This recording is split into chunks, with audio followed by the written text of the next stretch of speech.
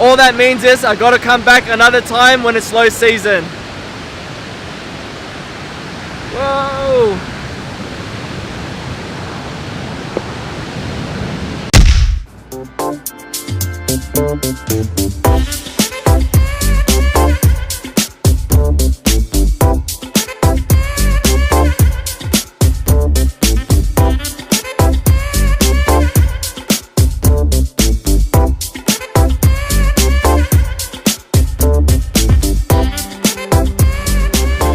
Morning guys, it's my last morning here in Africa, in Zimbabwe, and we are here just at Victoria Falls. The story of my life, rushing this morning.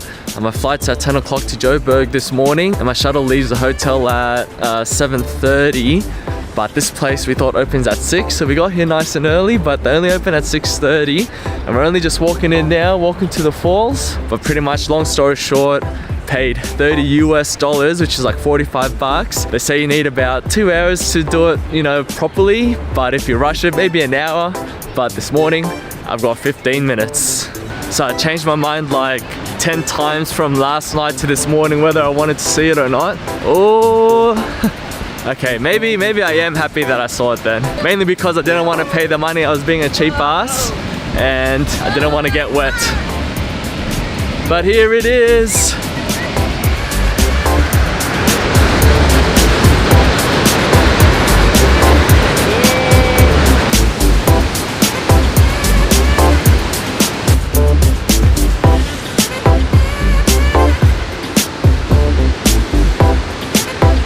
So guys, this is Victoria Falls during high season. And it's actually like a rainforest, and it's actually like, it feels like it's raining a little bit. So if you come at this time, bring a rain jacket.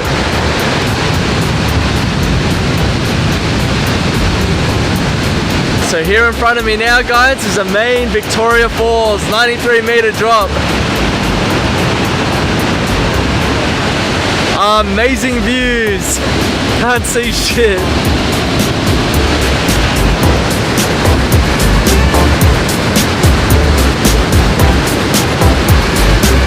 Oh man.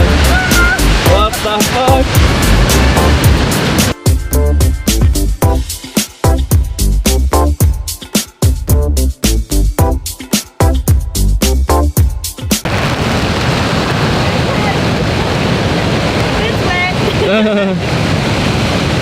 This is a wet part of the walk.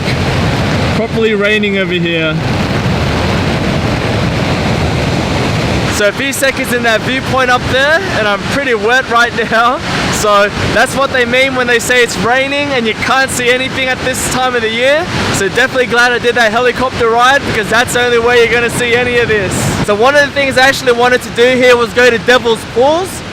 It's basically a pool right at the edge of that waterfall. So somewhere over there, there's a place where the water goes around and it forms like a little still pool, but it only happens in low season. So from August to December, you can actually, you know, walk on top of there, on top of the waterfall, and you can actually see like the base of the waterfall. It gets that dry, and then you can pretty much sit in that pool and hang off the ledge. So if you haven't seen what I'm talking about, look it up on YouTube, look it up on Google. Devil's Pool, Victoria Falls. So definitely can't do that this year, which is a shame. All that means is I gotta come back another time when it's low season. Whoa!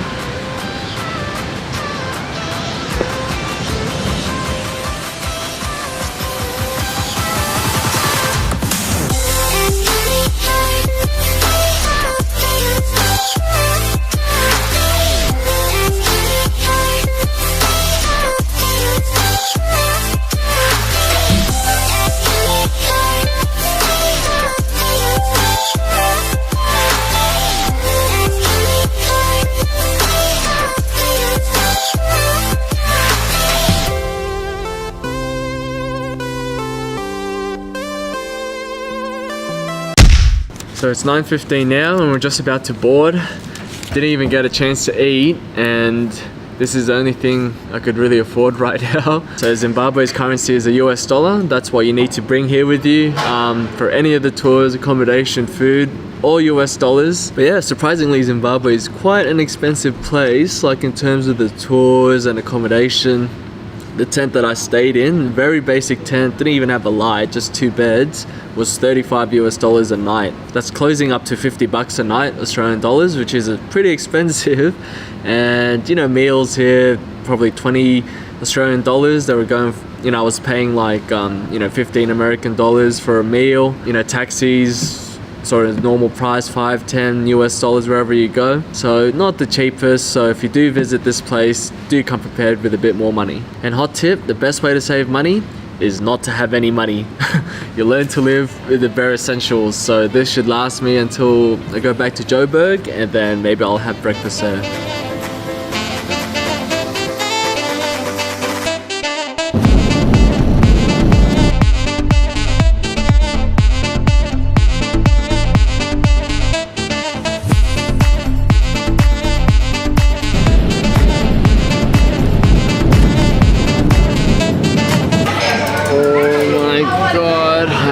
Dying of starvation right now, literally dying. It is nearly 1 o'clock now and I still haven't had anything to eat.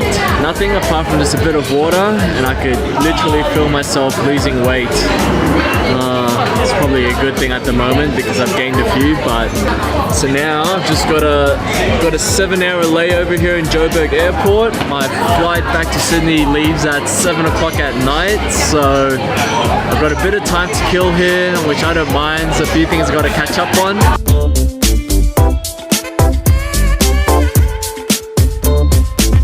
Not gonna die of starvation now.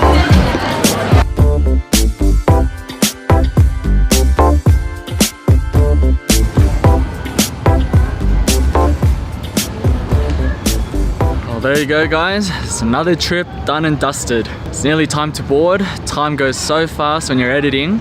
I don't even think I finished one video in that time, and I think this is going to be it for a while. I don't think I'm going to be on any more trips until the end of the year, so I think it's going to be a hard rest of the year at work. If you do get a chance to visit South Africa or just, you know, Africa in general, I definitely do recommend it. Just probably bring a bit of extra money with you because it's a bit more expensive than Southeast Asia, but it's definitely a worthwhile continent to go to. So guys, don't forget, tomorrow I'll put together all my costs, so I'll show you guys how much South Africa cost me in terms of transport, food, accommodation, activities and all that kind of stuff. So it should be a pretty interesting vlog. I have a feeling it's going to be pretty expensive when I put together my costs, but you know, before I do it, I'm gonna guess it's around about the $7,000 mark, like everything included, including flights. Flights is probably half of that, so all up, I'm guessing about 7 grand. So we'll see tomorrow when I put it all together. So thanks again guys for joining me on this adventure, and I'll catch you guys on the next one.